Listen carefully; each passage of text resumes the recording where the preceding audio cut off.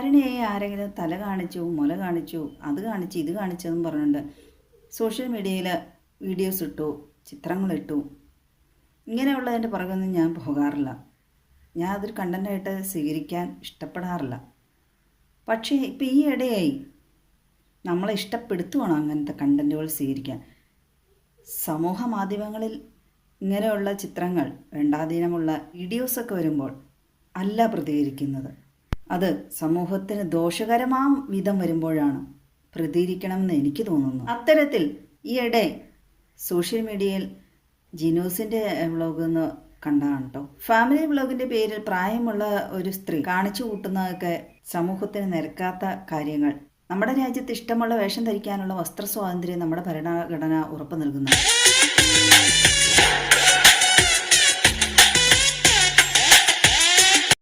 പക്ഷേ ഇവിടെ ഈ പ്രായമായ സ്ത്രീ അല്പവസ്ത്രധാരിയായി വീഡിയോ എടുക്കുകയാണെങ്കിൽ അല്ലെങ്കിൽ ഫോട്ടോ ഇടുകയാണെങ്കിൽ കുഴപ്പമില്ല. അവർ വസ്ത്രം ധരിച്ചിട്ട് ഉള്ള വസ്ത്രം പൊക്കി കാണിക്കുകയാണ്. അതിന് നമ്മൾക്ക് വസ്ത്ര സ്വാതന്ത്ര്യം എന്ന് പറയാൻ കഴിയുമോ? എന്നാ കണ്ടോ, മറ്റുള്ളവർക്കില്ലാത്തതാണ് എനിക്കുള്ളത്. അങ്ങനെ റീച്ച് കൂട്ടാനുള്ള ഓരോ തത്രപ്പാട്. ഫാമിലി വ്ളോഗ് എന്നാണ് പേര്. പകല് ഭക്തിഗാനം, രാത്രിയാകുമ്പോൾ ഇതൊക്കെയാണ് ചേഷ്ടകൾ. ഈ സ്ത്രീയെ ആരോ കിഴവി എന്ന് വിളിച്ച് കമന്റ് ഇട്ടിട്ടുണ്ടായിരുന്നു. അയാളെ പിന്നെ കിടന്ന് പൊരിക്കുവാണ്. നിന്റെ ഈ കുഞ്ഞ സാധനം ഇതുപോലെ അങ്ങോട്ട് അങ്ങോട്ട് കണ്ടിക്കും. എന്നിട്ട് ഇതിനകത്തോട് കുറച്ച് മുളക് തേച്ച്, എന്നിട്ട് നിന്റെ ഈ കുഞ്ഞ സാമാനം ഇങ്ങനെ ഇങ്ങനെ അങ്ങോട്ട് ചതയ്ക്കും. അതൊരു സോഷ്യൽ മീഡിയ പ്ലാറ്റ്ഫോമാണ്. പല പ്രായത്തിലുള്ള കുട്ടികൾ മുതൽ ഉള്ളവരെ കാണുന്നുണ്ടാവും. അത് ക്രിമിനൽ രീതിയിലാണ് കാണിച്ചു കൊടുക്കുന്നത്. അപ്പോൾ അതൊക്കെ കാണുന്നവരുടെ ഒരവസ്ഥ എങ്ങനെയായിരിക്കും? ചിലപ്പോൾ ചെറിയ ക്രിമിനൽ സ്വഭാവമുള്ളവരൊക്കെ കാണുന്നുണ്ടെങ്കിൽ പിന്നെ അവരത് അനുകരിക്കാനിടയില്ലേ? പഴയ തലമുറക്കാരാണ് നമുക്ക് ചെറിയൊരു ആശ്വാസമുള്ളൂ. വഴി തെറ്റിക്കുന്ന രീതിയിലല്ലല്ലോ യുവതലമുറയെ.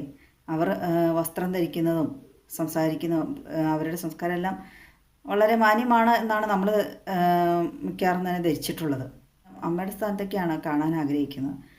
അപ്പോൾ അവരിൽ നിന്ന് ഒരിക്കലും നമ്മുടെ അമ്മമാരിൽ നിന്ന് നമ്മൾ ചീത്ത ഒരു കാര്യങ്ങൾ പ്രതീക്ഷിക്കണില്ലല്ലോ. ആണിനെയോ പെണ്ണിനെയോ വ്യത്യാസമില്ലാതെ വഴിതെറ്റിക്കുകയാണ്. കാരണം ഇങ്ങനെ കാണിക്കണ കാണുമ്പോൾ ആ പ്രായത്തിലുള്ള സ്ത്രീകൾക്കും ഇതുപോലെയൊക്കെ തുണി നോക്കി കാണിച്ച് കുറച്ച് പൈസ ഉണ്ടാക്കാം, അറിയിച്ചുണ്ടാക്കാം, ആൾക്കാരെ സ്വാധീനിക്കാം എന്ന് തോന്നും. പുരുഷന്മാർക്ക് പ്രായമുള്ള സ്ത്രീകളോട് ആസക്തി തോന്നാനും സാധ്യതയുണ്ട്.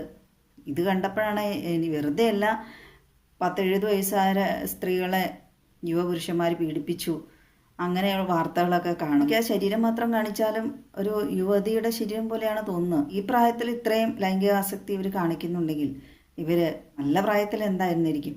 ആസക്തി ഞാൻ ഉദ്ദേശിച്ചത് അകത്തുള്ള പുറത്ത് കാണിക്കുക എന്ന് പറയുന്നത് അതൊരു ആസക്തിയുടെ അല്ലെങ്കിൽ മാനസികമായ എന്തെങ്കിലും ഒരു ഭാഗമായിട്ടാണ് എനിക്ക് തോന്നിയിട്ടുള്ളത്. ഇവർ നന്നായിട്ട് പാട്ടൊക്കെ പാടുന്നുണ്ട്. എന്നാൽ പിന്നെ സോഷ്യൽ മീഡിയയിൽ ഇതുപോലെ 5-6 പാട്ടൊക്കെ ഇടുവാണെങ്കിൽ റീച്ച് ആവാൻ സാധ്യത ഉണ്ടാകുമായിരിക്കില്ല. പക്ഷെ അവർക്ക് അതിൽ കൂടുതൽ റീച്ച് വേണം. അതൊക്കെ ഇട്ട് ഏത് കാലത്ത് റീച്ച് ആവാനാണ്?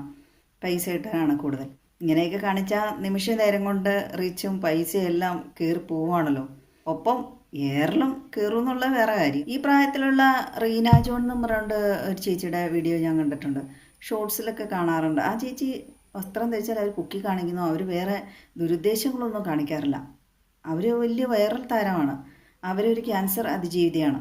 ഇവർക്ക് മാത്രമാണല്ലോ കുഴപ്പമുള്ളൂ, വേറെ ഈ പ്രായത്തിലുള്ള വേറെ ആൾക്കാരില്ലേ എന്ന് ചോദിച്ചാൽ അതിനുള്ളൊരു മറുപടി അഡ്വാൻസായിട്ട് ഞാൻ പറഞ്ഞതാണ് കേട്ടോ. അതുപോലെ പ്രായമായ സ്ത്രീകൾ കാണിക്കാൻ തുടങ്ങുമ്പോൾ ഒരു കാര്യമുണ്ട്. സ്ത്രീകളെ കൊണ്ട് വരുമാനം ഉണ്ടാക്കിക്കുന്ന ഭർത്താക്കന്മാരൊക്കെ ഉണ്ടാകുമായിരിക്കാം. അവരൊരു പക്ഷേ ഇത് കണ്ടിട്ട് പ്രചോദനം ഉൾക്കൊണ്ട് ആ സ്ത്രീകളെ നിർബന്ധിച്ചാലോ ഇത്തരം വഴി സ്വീകരിക്കാൻ വേണ്ടി, പൈസ ഉണ്ടാക്കാൻ നല്ല മാർഗ്ഗമാണ്, കണ്ടില്ലേ നിൻ്റെ പ്രായമുള്ള ആൾ കാണിക്കണേ എന്നൊക്കെ പറഞ്ഞ് തുടങ്ങി എന്ത് ചെയ്യും?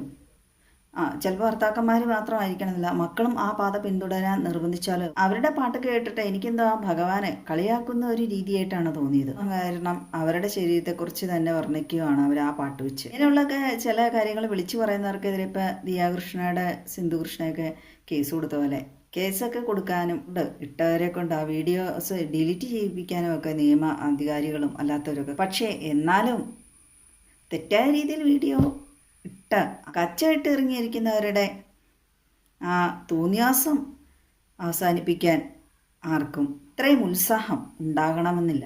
ഈ വീഡിയോ ഡിലീറ്റ് ചെയ്യിക്കാൻ എടുക്കുന്നത്ര സമൂഹത്തോട് ബാധ്യതയുള്ള, കടപ്പാടുള്ള, സ്നേഹമുള്ള അധികാരികളാണെങ്കിൽ തോന്നിയാസം കാണിച്ച് വീഡിയോ ഇടുന്നവരുടെ വീഡിയോസാണ്, ആ വീഡിയോസാണ് ഡിലീറ്റ് ചെയ്യിക്കാൻ ഉത്സാഹം കാണിക്കുക. അല്ലാതെ അവർ കേസ് കൊടുത്തു എന്ന് പറഞ്ഞുകൊണ്ട് റിയാക്ഷൻ വീഡിയോസ് ഇട്ട അവരുടെ അടുത്ത് നിന്ന് വീഡിയോ ഡിലീറ്റ് ചെയ്യിക്കാൻ ഉത്സാഹം കാണിക്കരുത്. കാരണം അത് സമൂഹത്തോട് ചെയ്യുന്ന ദ്രോഹമായിരിക്കും എന്നേ ഞാൻ പറയുള്ളൂ. അങ്ങനെയൊക്കെ ചെയ്യുമ്പോൾ അവരെന്തോ വലിയ അപരാധം ചെയ്ത പോലെയാണ്. അതിലും വലിയ അപരാധികൾ ഒരു കൂസലുമില്ലാതെ കൂളായിട്ട് ചുമ്മാ നടക്കുന്നു.